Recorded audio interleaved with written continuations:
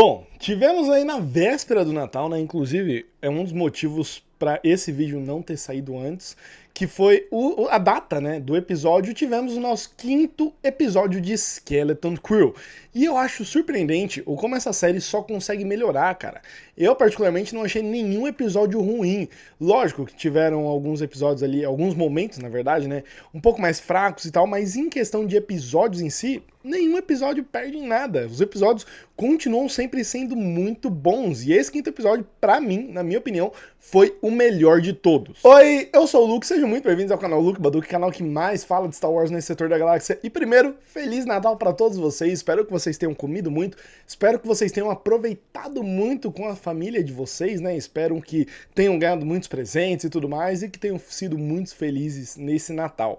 E bom, vamos lá falar do 5º episódio do Skeleton Crew. Caras, como eu disse, essa série só melhora, eu acho isso incrível, e esse episódio pra mim foi, de fato, sem sombra de dúvidas, o melhor episódio até agora, sabe? Eu acho que daqui pra frente só vai melhorar, né, porque a gente já tá indo pro final, tá arrumando ali pra mais da metade da série, então são 8 episódios, esse é o 5º, faltam mais 3 e assim... Esse episódio só teve reviravolta, só teve muita coisa que a gente já esperava, muita coisa que mesmo a gente já sabendo o que ia acontecer, a gente ficou, nossa, não acredito. Cara, foi bom demais. Então vamos começar do começo, lógico, né? O episódio começa em AT-AT, numa cena que lembra muito pra mim Endor, passa muito uma vibe de Endor, né? Com os pais tentando de alguma forma ali passar algo pela barreira para se comunicar com as crianças que estão ali fora de AT-AT. E aí tem essa cena curtinha deles e aí a gente já pula para as crianças. E bom, cortando para as crianças, a gente vê que eles estão trazendo o SM-33 de volta às suas configurações normais, né? Ele volta ali e tal e fala duas coisas muito interessantes. Aquela nave é a Onyx Cinder, que a gente já tinha certa descrição dela lá no Databank de Star Wars, e também que o capitão dela é simplesmente Tech Reynolds. A gente tá tendo coisa dele agora, né? Ele foi introduzido nessa série agora, a gente nunca tinha tido nada dele no cânone, mas é dito pra gente que ele é o maior pirata que já existiu, tipo, o maioral, sabe? O mais bravo de todos que já teve. Mais ou menos ali, se a gente for levar pra One Piece, mais ou menos o Roger, sabe? Então, tipo, é como se o Tech Reynolds fosse o Roger e ele tivesse escondido o tesouro lá em AT-AT, assim como o Roger fez com One Piece, tá? Vamos simplificar um pouco as coisas aí. E a gente descobre um pouco da história do Reynolds, né? A gente descobre que ele achou AT-AT, achou o que é, olha só, o que é AT-AT? É simplesmente uma casa da moeda da Velha República, então lá tem dinheiro infinito, basicamente. E ele acha isso, porém ele é traído pela sua tripulação.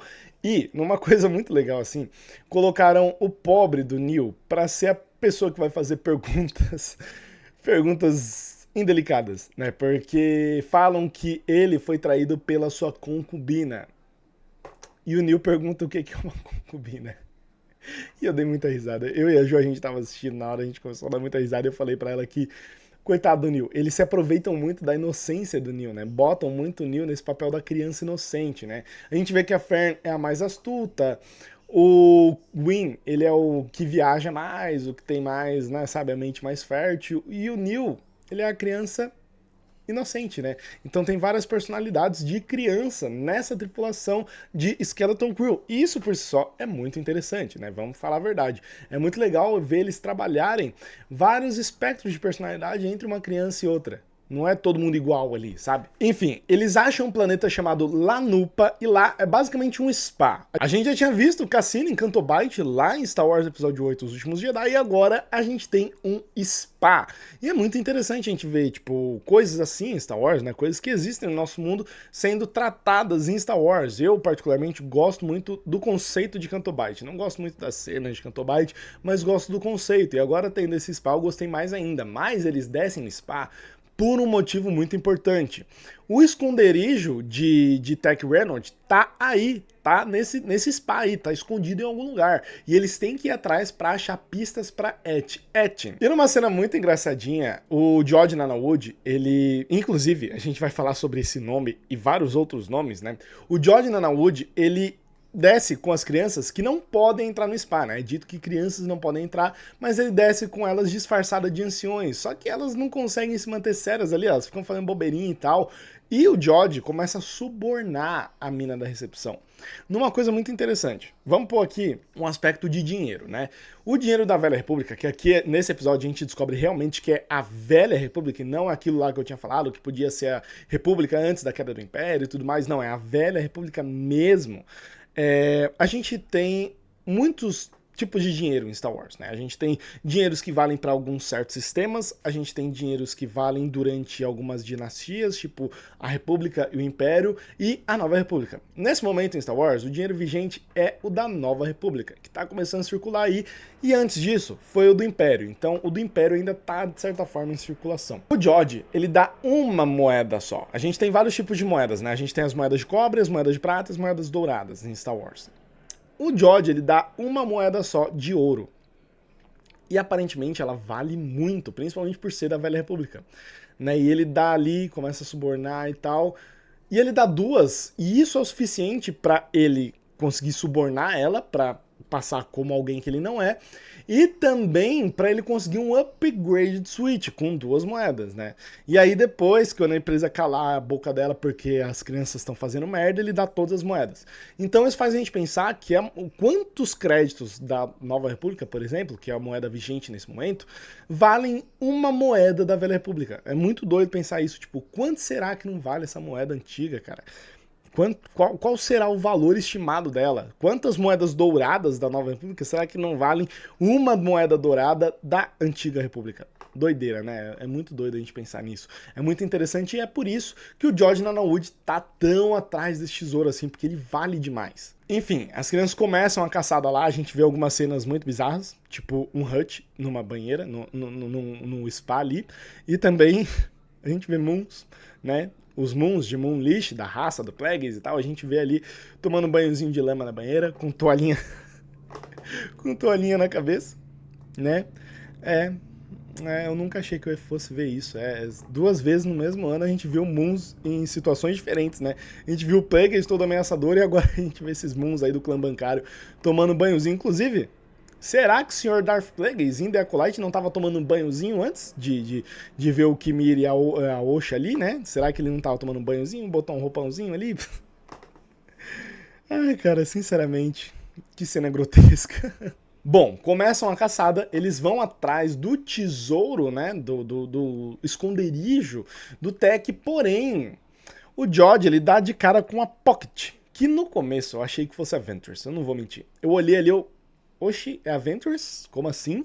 Né? Porque o visual parece muito da Ventress, mas não, a Pocket, ela é um ex-casinho dele, será? Ou alguém que trabalhou com ele antes? Ou as duas coisas? Parece as duas coisas. Né? E parece que ela foi enganada pelo George também. E ela fala mais dois nomes, né? E aí o que faz a gente pensar que nenhum dos nomes que a gente viu desse cara existem de verdade, né? Silvo, George Nanawood, o Jack Scarlatti lá, esqueci o nome dele, acho que é Jack Scarlatti mesmo, e esses outros dois nomes, que são nomes completamente diferentes dos outros que a gente ouviu dele. Então, quem é esse cara? Quem realmente é ele? O que esse cara tá querendo, sabe? Quem é o personagem do Jude Law? A gente sabe que ele só não presta, como a gente descobre no fim desse episódio. E é legal que a todo momento, tanto a Pocket quanto um outro personagem que a gente descobre depois, soltam assim, que ninguém deve confiar nesse cara. Falam pras crianças, não confiem nesse cara, não confiem nesse cara. E a Fern já tá desconfiada dele, porque ela tá conversando com esse personagem, é um personagem tipo assim, tipo um dragãozão aquático que conversa com ela lá e tal. Ele sente o cheiro do George e fala assim pra Fern, é verdade, você não devia confiar nele não, você tá certa. E aí, tem motivo, tá? A Pocket aciona o pessoal lá do Brutus, né, que era a antiga tripulação do George, né, do Silvo. Eles vão atrás dele nesse planeta, chegam lá, começa uma treta, e aí começam coisas muito interessantes. Essa série é dita, né, como um thriller de investigaçãozinha, né, uma parada meio Goonies, meio, sabe, meio Indiana Jones até. Eu senti muito Indiana Jones nesse episódio. Eles estão ali no esconderijo do Tech, só que tem várias armadilhas, né? Inclusive, tem duas cenas pesadíssimas. Uma primeira, que um guarda ele é jogado em umas estacas, né? Que estão assim no teto e, né? Um monte de estaca nele. E só não mostra explicitamente, mas a gente ouve.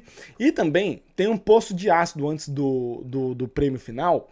E aí o George entra com as crianças, eles conseguem esvaziar, eles entram junto com as crianças, depois eles fecham, a tripulação do Brutus tá ali. E o George fala assim, o SM, liga de novo esse ácido aí, deixa eles queimarem, deixa os caras queimando, velho.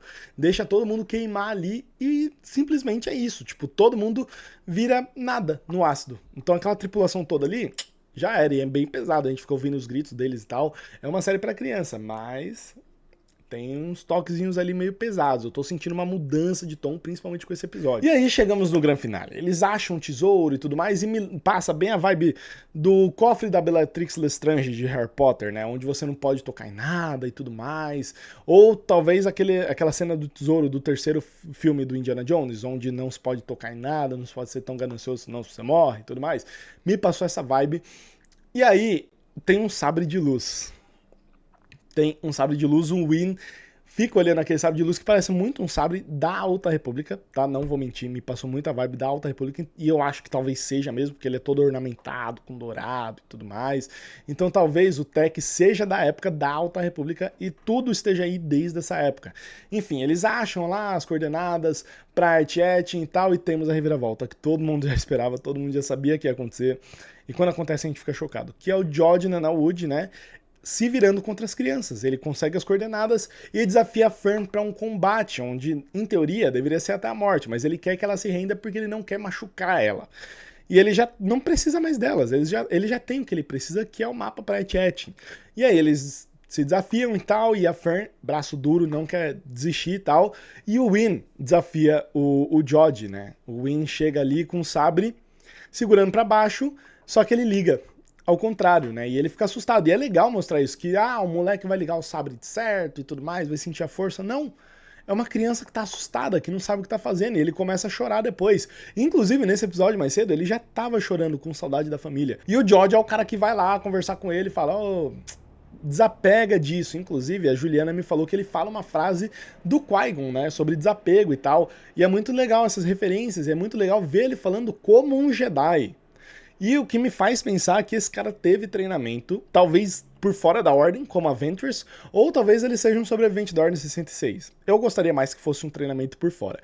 Mas dá pra ver que ele teve treinamento por ele usar a força em diversos momentos nesse episódio. Tipo, ele usa a força pra levitar uma caixa pro Win, ou é o Datapad, eu não lembro. E também ele usa a força pra pegar o sabre de luz e pra lutar contra a Fern. E ele pega o sabre de luz no final e tal, as crianças conseguem escapar dele, ele ia fazer as crianças de prisioneiro, né? Tem essa mudança, né? A gente fica com medo do George, assim como a gente ficou com medo do SM no episódio anterior. Tem essa mudança de personalidade, ele pega o sabre, liga, acaba o episódio. E aí fica nessa coisa, tipo, o que será que vai rolar agora? Será que as crianças vão se infiltrar na nave dele para poder escapar? Que as crianças caíram no calabouço. O que será que vai rolar? Será que elas vão achar alguma coisa relacionada ao Tech? E quem é o Tech? Tipo, será que ele é realmente o supervisor? Porque deu essa vibe de que ele caiu lá em Etchettin e, sei lá, se tornou supervisor. Então, muitas perguntas, muitas coisas. Quem será que pode aparecer na série? Será que Maskanata tá vindo aí? O que será que vai acontecer com o George? Será que a gente vai descobrir a história dele?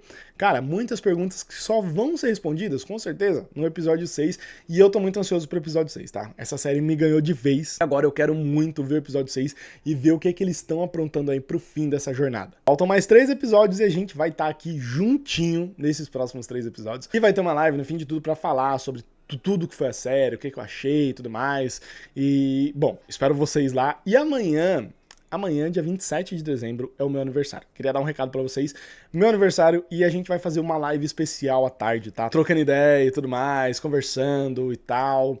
E espero vocês lá. Eu espero que vocês possam comparecer. Vou ficar muito feliz se vocês vierem e a gente puder trocar essa ideia.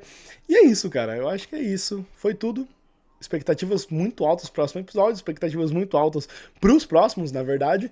E é isso. Deixa aí suas opiniões e fala aí se eu esqueci de falar alguma coisa. Então é isso, que a força seja com todos vocês, valeu, falou e tchau. Até o próximo vídeo, não esquece de se inscrever ou deixar o like, hein? Tamo junto.